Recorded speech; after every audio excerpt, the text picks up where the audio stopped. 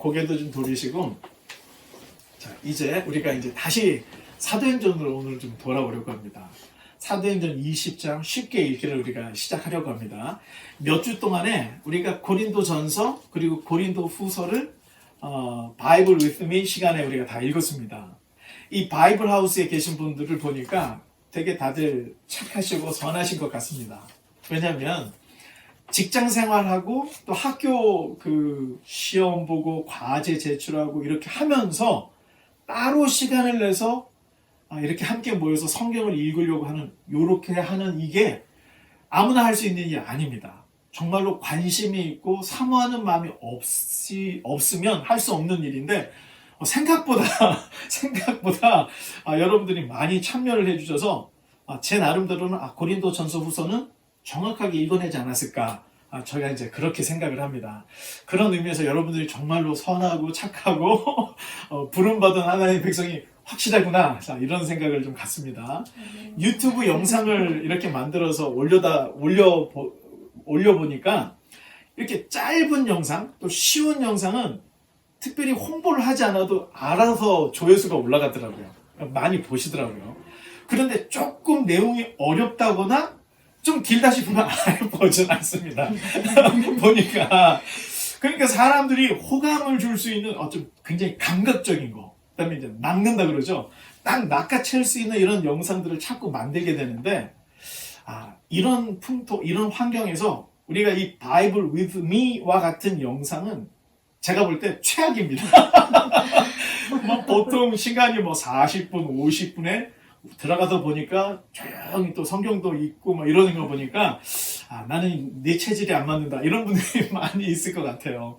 대개는 이렇게 지식을 전달해주는 이 지식 충족을 시켜주는 영상을 좀 봅니다.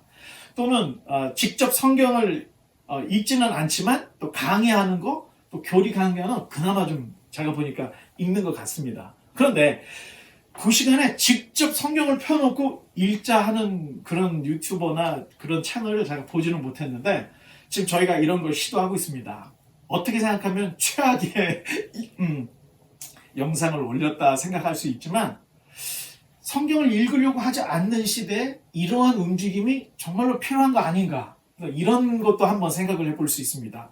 유튜브라고 해서 지식 전달, 또 내가 보고 싶은 것만 보는 게 아니라 유튜브를 통해서 성경 같이 읽자, 이런 프로그램도 정말 지금이 필요한 시대가 아닌가, 이렇게 생각을 해서 열심히 만들고 있는데, 이게 생각보다 바이블 with me 하는 게 쉽지가 않습니다. 그러다 보니까 내 마음의 교리 9번째, 그 다음에 성경 7번 읽기, 테이프 돌아가는 거, 이번에 분홍색을 하나 만들어야 되는데 원고도 다 준비했는데 시간이 없어가지고 원고는 준비됐는데 촬영을 못하고, 또 촬영을 하나 했는데 편집을 하다 보니까 마음에 안 들어서 못 만들고, 이러다 보니까 다른 것들이 좀 지연이 되는데, 저라고 해서 성경을 그냥 다 아는 게 아니지 않습니까? 그 바이블 with me 하기 전에 적어도 한 4시간에서 5시간은 어떤 내용인지를 사전에 공부를 해야 되기 때문에 더 많은 시간들을 투자를 하다 보니까 다른 것들이 조금씩 좀 미뤄지는 그런 감이 없지 않아 있습니다. 영상을 올리면서 사람들에게 별로 인기를 끌 수 없는 장르를 계속 올린다는 것도 쉬운 문제는 아닙니다. 그러나 오늘날에는 이러한 좀 딱딱하고 또 우리의 마음을 확 끄는 그런 영상은 아니겠지만, 같이 성경을 읽자고 하는 이런 영상이 자꾸 좀 늘어나서 이 풍토가 조금 바뀌어야 되지 않을까, 이런 생각을 갖습니다. 성경은 자기가 성경을 펼쳐서 읽지 않으면 읽은 것이 아닙니다. 그리고 자기가 듣지 않으면 성경은 들은 것이 아닙니다. 남들이 이야기하는 그런 것을 가지고 신앙생활을 한다면 여러분 마지막에 하나님 앞에 딱 섰는데 깜짝 놀라는 거예요. 왜냐하면 지금 자기가 알고 있었던 그 하나님하고 심판대 앞에 계신 하나님이 만약에 다르다 한다면 여러분 그걸 어떻게 감당을 하겠습니까? 그러니까 계시의 말씀을 주신 그 하나님께서 우리에게 주신 성경을 읽어야 우리의 신앙의 대상이 되신 하나님이 어떤 분인지를 정확하게 알고 신앙생활을 할 수 있다는 겁니다. 그래서 성경을 통해서 여러분들이 가지고 있는 신앙이 심판대 앞에 갔을 때도 그 하나님이 똑같은 하나님, 그게 돼야 한다는 것입니다. 그래서 우리가 교회 이름도 바이블 하우스라고 이름을 지었던 거고, 어떻게든 신상품이 많죠. 내 마음의 교리, 성경 7번 읽기, 바이블 리듬이 신상품을 계속 만들면서 어떻게 해서든 성경을 좀 친근하게, 또 성경을 좀 읽게끔 해보려고 이렇게 애를 쓰고 있는데, 여러분 중에 좋은 아이디어를 또 가지고 계신 분들이 있으면 또 저에게 또 얘기를 해주시기 바랍니다. 더 계속해서 성장해서 정말로 성경을 읽지 않으려고 하는 이 시대에 성경을 읽게 하는, 또 정말로 이 잠자는 영혼들을 깨울 수 있는 이런 사역들이 우리 바이블 하우스에서 시작되기를 주님의 이름으로 간절히 바랍니다. 이렇게 서론에 이런 이야기를 여러분에게 장황하게 하는 이유는, 이제 다음 주 우리가 로마서를 들어가기 때문에, 또 이제 바이블 with me를 이제 로마서 한 16장 정도 되죠. 그걸 해야 되기 때문에 제가 미리 이제 여러분들에게 밑밥을 밑밥을 던져놓은 겁니다. 3주 전에 사도행전 19장 20절 거기까지 읽었습니다. 그러면서 고린도 전서와 후서로 건너와서 이제 고린도 전서 후서를 다 읽었습니다. 그리고 오늘은 다시 사도행전으로 돌아가서 사도행전 19장을 다 끝내지 못했어요. 그래서 그 부분을 다 우리가 완독을 하고, 그 다음에 20장으로 우리가 이제 진입을 하려고 합니다.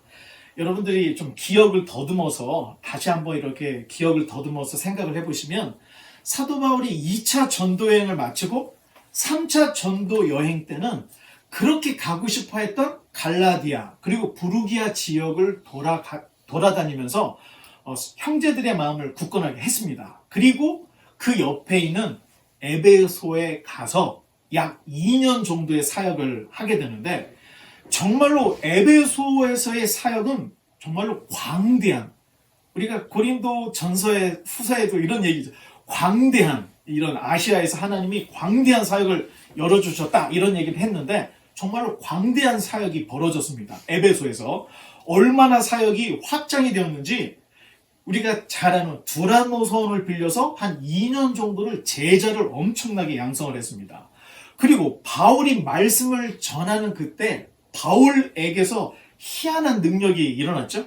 바울이 쓰던 앞치마를 병자에게 올려놨더니 병자가 일어나는 일까지도, 이런 능력까지도 있었던 것을 성경이 우리에게 전해주었던 것을 기억할 수가 있고, 또 에베소 시민이 은 5만 정도나 되는 이 마술책들을 모아서 소각하는 일들이 있었습니다. 자, 괜히 소각한 게 아니죠. 이런 게 다 쓸데없다는 것을 인식을 했기 때문에 다 갖다 버려버린 겁니다.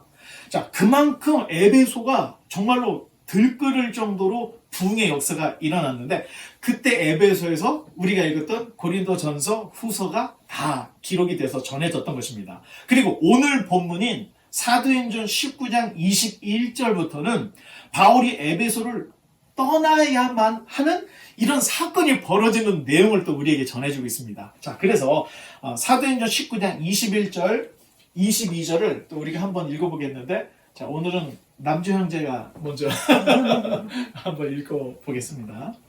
이 일이 있은 후에 바울이 마게도냐와 아가야를 거쳐 예루살렘에 가기로 작정하여 이르되, 내가 거기 갔다가 후에 로마도 보아야 하리라 하고, 자기를 돕는 사람 중에서 디모데와 에라스도 두 사람을 마게도냐로 보내고 자기는 아시아에 얼마 동안 더 있으니라. 아멘. 감사합니다.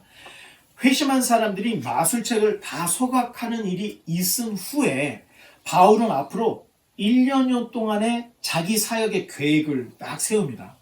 빌립보 교회가 있는 마케도냐를 갔다가 또 고린도 교회가 있는 아가야를 거쳐서 예루살렘으로 돌아갈 이런 계획을 세웁니다. 그리고 다시 로마로 건너가서 로마에서 서바나, 세상의 땅끝이었던 그 스페인으로 갈 계획을 세우고 있었습니다.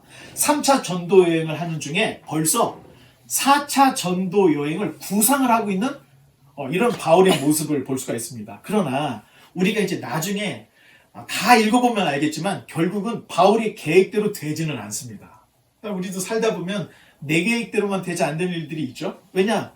그건 내 계획이었던 거고 하나님의 계획이 있다는 겁니다. 하지만 바울도 계획을 세웠지만 계획이 이루어지지 않지만 계획이 이루어지지 않은 그 일을 통해서 더 하나님의 영광을 드러내는 일들이 벌어지게 되고 내가 잘못 생각했던 내 잘못된 계획이 수정이 되는 이런 일들도 경험을 하게 됩니다.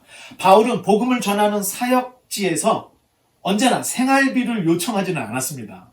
특히 고린도 교회 같이 이렇게 어린 교회 또 신생 교회들에게는 더 사례금을 요구하지 않았습니다. 하지만 자신이 다른 지역으로 이동을 하거나 여행을 해야 할 때는 여행 경비 또는 여행에 필요한 이런 것들을 요청을 하는 이런 모습들을 우리가 고린도전서 후서 이를 통해서 다 보았습니다.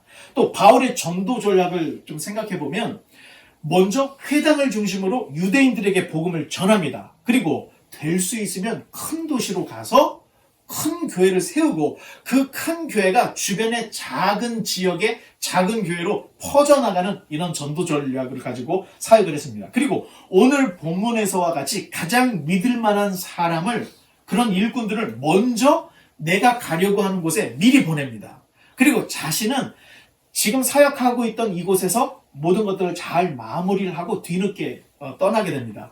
그렇게 하면 사역을 하던 곳에서도 안전하게 사역이 맞춰지고 또 새로운 지역에 갔을 때는 준비된 사역을 할 수 있기 때문에 점점 바울의 사역이 조직화되고 있는 모습들을 우리가 발견할 수 있습니다. 그래서 오늘 본문 지금 읽었던 디모데와 에라스도를 먼저 마게도냐로 보냈다. 이 얘기는 지금 자기가 떠나진 않았지만 디모데와 에라스도를 보내서 마케도니아에서 사역을 준비하게끔 하고 있는 내용을 우리에게 전해주고 있습니다. 이제 23절로 29절의 말씀입니다.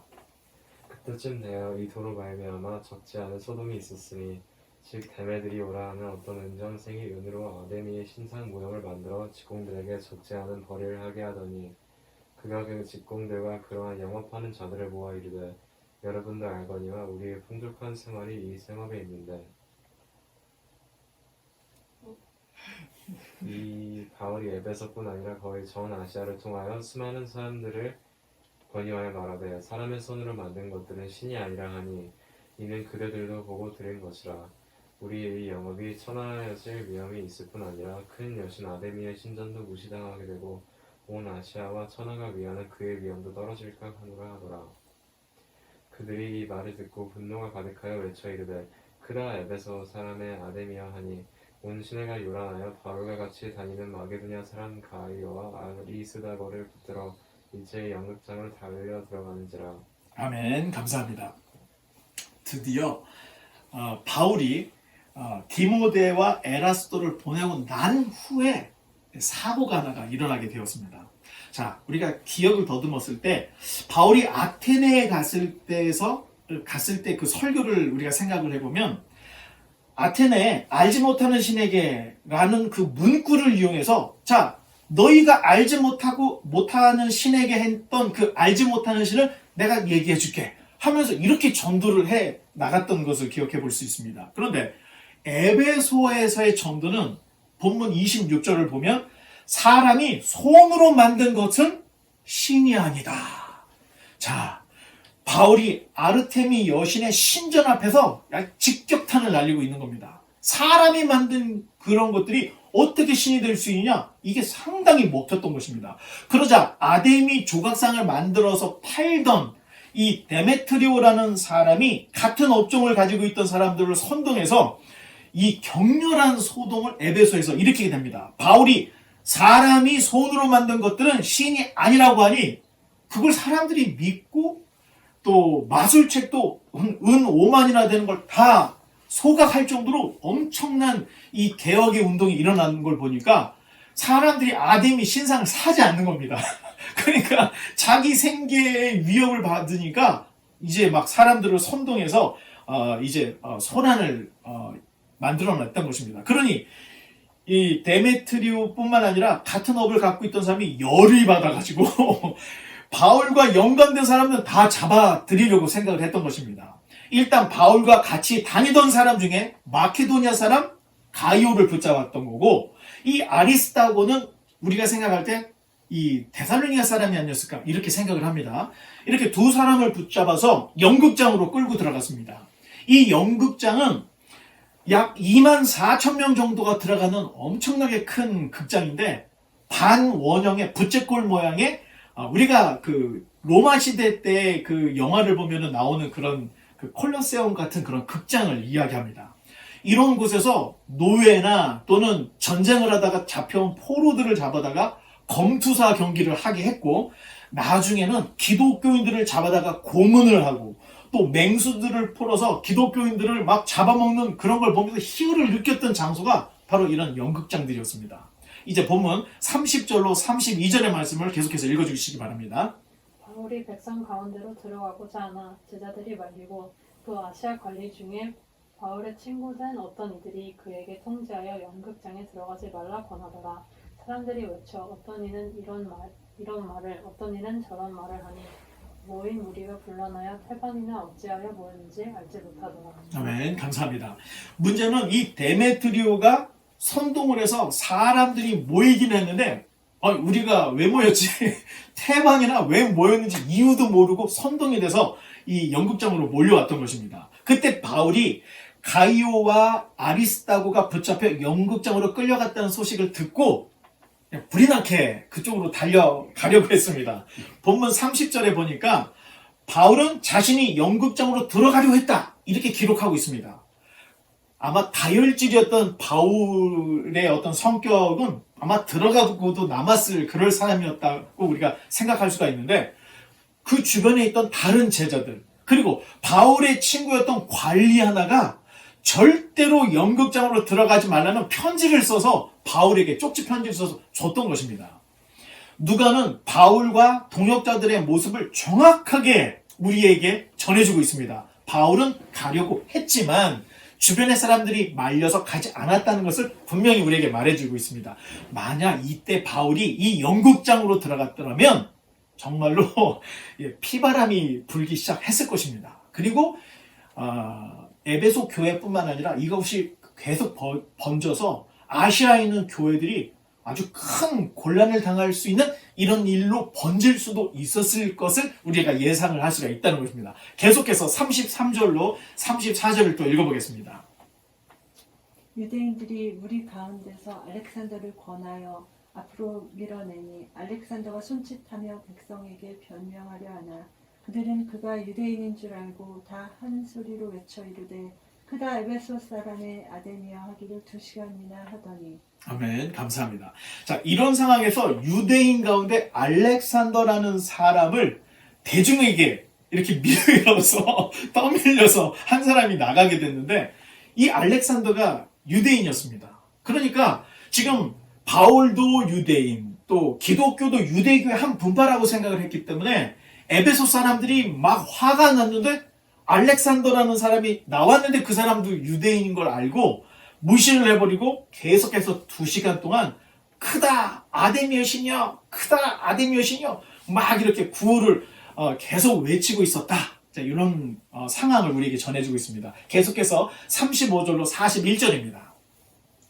너희 향이 무리를 진정시키고 이르되 에베소 사람들아 에베소시가 큰 아데미와 제우스에게서 내려온 우상의 신전지기가 된 줄을 누가 알지 못하겠느냐.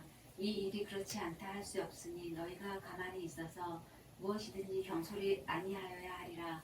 신전의 물건을 도둑질하지도 아니하였고 우리 여신을 비방하지도 아니한 이 사람들을 너희가 붙잡아 왔으니 만일 데메드리오와 그와 함께 있는 직공들이 누구에게 고발할 것이 있으면 재판날도 있고 총독들도 있으니 피차 고소할 것이요 만일 그 외에 무엇을 원하면 정식으로 민회에서 결정할지라. 오늘 아무 까닭도 없는 이 일에 우리가 소요 사건으로 생명받을 위험이 있고 우리는 이 불법 집회에 관하여 보고할 자료가 없다 하고 이에 그 모임을 흩어지게 하니라. 아멘. 자, 이 서기장이 어떤 사람인지는 우리가 정확하게 모릅니다. 전에도 그런 일이 있었죠. 가이오, 고린도시에 있었던 갈리오라는 사람이 있었는데 바울을 기소하니까 내용을 들어보더니 유대교에 대한 문제구나 다 쫓아버렸다는 얘기 했었던 것처럼 이 서기관도 굉장히 총명했던 사람이었던 것 같습니다. 그래서 에베소 사람이 서기장의 말을 듣고 다 해산이 됐는데 알렉산더가 왔을 때는 무시를 했지만 서기관이 딱 왔을 때는 사람들이 듣는 걸 볼 때 서기관은 일단 유대인은 아니었구나. 네, 그걸 알 수 있고, 두 번째, 이 서기관이 어떤 사람인지는 모르지만 굉장히 그 에베소 사람들에게는 덕망이 났던 이런 사람이었던 것으로 우리는 추정을 해볼 수가 있습니다. 그래서 이 서기관 때문에 이 소요가 금방 진정이 되는 일이 벌어졌던 것입니다. 서기장이 에베소 사람들을 달래어 속상한 일이 있으면 법대로 처리를 하면 되잖아. 그리고 이제 다 안심을 시키고, 지금 너희들이 했던 이런 집회는 불법 집회야. 만약 이런 것들을 로마 정부가 알면 우리에게 제재를 할 것이고 우리는 큰 곤란을 당하니까 빨리 집으로 돌아가. 자, 이렇게 해서 진정을 해서 다 보냈던 것입니다. 자, 그랬더니 이제 바울이 이러한 소요를 경험을 하고 떠날 때가 되었구나, 이렇게 생각을 했던 겁니다. 고린도에서 떠날 때도 이런 소요 사태가 있고 난 후에 바울이 떠났던 것처럼 에베소에도 이런 소요 사태가 벌어지니까 내가 빨리 떠나야 되겠구나. 안 떠나면 교회가 다치게 생겼으니까 바울이 자기가 떠나려고 이렇게 마음을 먹게 됩니다. 이제 사도행전 20장으로 진입을 해서 20장 1절을 또 읽어주시기 바랍니다. When the uproar was over, Paul sent for the believers and encouraged them. Then he said goodbye and left for Macedonia. 아멘, 감사합니다. 만약 바울이 연극장으로 들어갔다면 바울의 사역은 여기에서 딱 끝이 날 수 있었을 것입니다. 그러나 어떤 극단적인 사람들은 바울이 여기에서 순교를 각오하고 연극장으로 들어갔어야 되는 거 아니냐, 이렇게 비난을 하는 사람들이 종종 있습니다. 급진주의자들이죠. 이미 살펴봤듯이 바울은 연극장으로 들어가려고 했던 모습을 누가가 정확하게 기록을 하고 있습니다. 다만 제자들과 친구들이 말려서 들어가지 못했던 상황을 설명을 하고 있습니다. 만약 바울이 영심에 빠져 있거나 이놈의 더러운 세상 순교나 하자, 이런 염세주의자였다면 어떻게든 가서 연극장으로 들어가서 순교를 당했을 것입니다.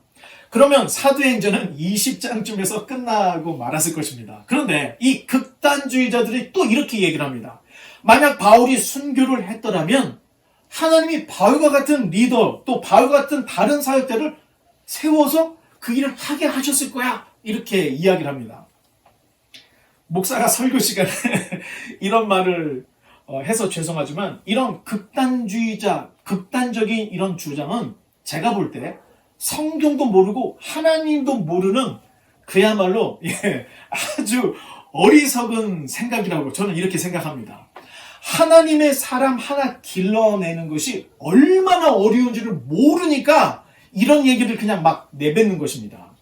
구약을 우리가 제대로 읽어보면 이스라엘의 남왕국 북왕국에서 다윗과 같은 사람이 더 이상 나오지 않아서 이 유대 땅 이스라엘이 거의 1000년을 썩어서 결국에는 북왕국 남왕국이 멸망을 당했습니다. 중세는 1500년, 거의 1500년 동안 썩은 문드러졌는데 루터 같은 사람이 나오지 않으니까 하나님도 1500년을 팔짱을 끼고 기다릴 수밖에 없었다는 것입니다. 오늘날 교회가 온갖 신비주의에 빠져있고 번영신학에 빠져서 탈기독교화되고 세속화되어 있어도 아무도 손을 쓰지 못하고 있는데 누가 어떻게 하나님의 사람을 길러낼 것인가? 책임도 지지 못하고 거기 가서 순교 안 했다고 이렇게 극단적인 이야기를 한다면 성경도 하나님도 모르는, 아주 성경을 모르는 무지의 소치다, 이렇게 생각을 한다는 것입니다. 신앙생활 10년, 20년, 30년을 했어도 성경을 한번 완독하지 못한 목사들이 있고 장로, 권사들, 집사들이 리더라고 생각하면서 기독교를 이렇게 파탄을 내고 있어도 누구도 바른 소리를 내지 못하고 있는 우리 주변의 환경을 보면서 정말로 리더가 빨리빨리 만들어서 배출을 해야 함에도 불구하고 이렇게 순교를 하지 못했다 이야기를 한다는 것은 정말로 무책임한 얘기다. 저는 지금 여러분 여기 앉아있는 한 사람 한 사람, 그리고 여러분들을 제 동역자라고 생각하는데 정말로 여러분들을 제가 소중하게 생각합니다. 여러분들이 잘 배워서 진정한 신앙의 길, 진정한 교회의 길을 개척하고 만들어 나가야 합니다. 바이블 하우스, 저 여기에서 제가 죽을 때까지 담임 목사하겠다, 이런 마음 하나도 없습니다. 여기에서 정말로 성경을 성경으로 받아들이고 읽고 하나님을 성경에 기록되어 있는 그 하나님을 신앙할 수 있는 그런 사람이 한 사람 한 사람 세워지면 시간이 좀 더디겠지만 분명히 개혁은 일어납니다. 어떻게 생각하면 제가 너무나도 놀라운 것은 얼떨결에 교회가 개척이 돼서 이렇게 오고 있는데 아니 하나님이 먹여주실 거 다 먹여주시고 하나님이 예배 드릴 수 있도록 다 해주시는 걸 보고 이거 정말로 하나님께서 무엇인가를 사역을 할 수 있도록 사명을 주시구나 이게 느껴집니다. 제가 지금 답답한 것은 기존의 교회에 기존의 신앙에 묶여져 있고 관행의 신앙에 묶여져 있는 사람은 절대 이런 신앙을 할 수가 없습니다. 성경을 가까이 하고 성경을 읽고 교리 공부를 하는 교회 여러분 밖에 나가서 찾아보면 그런 교회 없습니다. 담임 목사들 그리고 설교자들도 여기 모여있는 사람들을 이렇게 움직이고 저렇게 움직이기 위해서 주제 설교, 제목 설교를 할 수밖에 없습니다. 성경을 처음부터 끝까지 쭉 설교할 수 있는 설교자가 없습니다. 그렇게 설교를 하면 성도들이 다 흩어지기 때문에 그렇게 설교를 못하고 있는 현실들을 봐야 한다는 것입니다. 그런데 이렇게 성경을 처음부터 쭉 읽어나가면서 하나하나 읽고 하나하나 배워나가는 이러한 사역은 여러분 밖에 나가서 찾아볼 수도 없고 저도 지금까지 신앙생활하면서 그런 교회를 거의 보지를 못했습니다. 어떻게 생각하면 바이블하우스는 새로운 시도를 하고 있는데 분명히 하나님께서 우리에게 꿈을 주시고 비전을 주시고 이 일을 통해서 하나님께서 분명히 어떠한 일을 하시리라 생각합니다. 제가 아니라도 여기 앉아있는 한 사람이 루터 같은 사람, 한 사람이 바울과 같은 사람, 한 사람의 다윗과 아브라함 같은 사람, 한 사람만 길러내면 그 한 사람이 역사를 바꾸기 때문에 지금 이 상황이 넉넉하지도 않고 풍족하지는 않지만 이런 상황 속에서 한 사람이라도 제대로 리더를 길러내면 그 리더가 분명히 큰 역사를 일으킬 거라는 소망을 가지고 이 사역을 하고 있는데 여러분 순교의 자리에 다 순교하라고 이렇게 가르치지 않습니다. 예수님도 마태복음 10장 23절에 이 동네에서 너희를 박해하거든 저 동네로 피하라. 내가 진실로 너희에게 이르노니 이스라엘의 모든 동네를 다 다니지 못하여서 인자가 오리라. 예수님이 이런 얘기를 하셨는데 자 너희들이 정말로 나를 사랑한지 순교로 너희의 그 열정을 보여줘 이런 의미로 말하고 있는 것이 아니라는 것입니다. 인자가 오시기까지 부지런히 모든 동네에 다니며 이 복음을 전하라고 하는 강조를 하고 있는 것이지 너희가 나에게 너희의 신앙을 보여주려고 순교하라 이런 것은 성경 어디도 없다는 것입니다. 오늘 본문 2절로 3절을 제가 한번 읽어보겠습니다. 그 지방으로 다녀가며 여러 말로 제자들에게 권하고 헬라에 이르러 거기 석 달 동안 있다가 배 타고 수리아로 가고자 할 그때에 유대인들이 자기를 해하려고 공모함으로 마게도냐를 거쳐 돌아가기로 작정하니. 아멘. 그 지방이라는 말은 이 마케도냐를 일컫는 말이고 헬라는 아테네, 고린도, 스파르타가 있는 그 헬라 지역을 이야기합니다. 로마 시대에는 이 헬라를 아가야라고 불렀습니다. 또 본문 3절에 보면 거기 석 달 동안을 있다가 이런 문구가 있는데 거기 석 달, 거기가 바로 고린도 교회일 것으로 우리는 추정을 합니다. 이러한 근거로 우리가 고린도전서 후서를 할 때 적어도 4번 정도는 바울이 고린도에 방문했을 것이다 이렇게 추정을 할 수가 있는 것이고 2편의 편지만이 아니라 숨겨져 있는 2편, 유실되거나 없어진 2편이 더 있어서 4편의 편지를 보냈을 거다. 이런 추정들이 만들어낸 것이 아니라 고린도전서 후서, 사도행전, 로마서 이런 것들을 다 종합해보면 이런 결론이 나온다는 것입니다. 이쯤에서 우리는 이제 로마서로 넘어가려고 합니다. 바울이 고린도에 이 3개월 머물고 있는 이 체류하는 요 기간에 바울이 로마의 편지를 쓰게 됩니다. 이제 말씀의 결론을 맺겠습니다. 여러분들이 제대로 성경을 읽고 쫓아오고 있다면 성경이 달라 보여야 정상입니다. 기존에 큐티를 하기 위해서 설교를 들으려고 인용 본문으로 받아들였던 이런 너무나도 거룩하고 너무나도 경건한 이런 성경을 가지고 있었다면 지금 우리가 가고 있는 이 길을 제대로 쫓아오고 있다면 이게 내 얘기구나. 그리고 이게 굉장히 일상적인 나의 이야기구나 하는 것들을 발견을 할 수밖에 없게 된다는 것입니다. 제가 여러분들을 현혹을 해서 이상한 길로 끌고 가서 그렇다는 것이 아닙니다. 나도 모르는 사이에 기독교라는 이 종교의 색안경을 딱 쓰고 있으니까 성경을 읽어도 성경을 성경으로 보지 못하는 경우가 상당히 많다는 것입니다. 이 종교의 안경, 이 관행적인 안경을 벗지 않으면 정말로 살아있는 사람의 영혼을 움직이는 생명을 주시는 하나님의 말씀을 정말로 발견할 수가 없습니다. 우리가 지금 아무리 성경을 읽는다 해도 이 성경은 우리에게 주신 직접적인 성경이 아닙니다. 1차 독자가 있다는 겁니다. 그 1차 독자가 이 사도행전 누가복음에는 데오빌로일 것이고 또 고린도 전서 후서는 고린도 사람들이 1차 독자고 로마서는 당연히 로마, 그 당시에 있던 로마 사람들이 1차 독자입니다. 그리고 지금 우리가 읽을 때는 2차 독자가 되는데 1차 독자에게 어떻게 어떤 의미로 다가갔는지도 모르고 그냥 적용을 해버리면 여러분 말도 안 되는 교리들이 만들어지고 말도 안 되는 문화들이 만들어지게 되는 것입니다.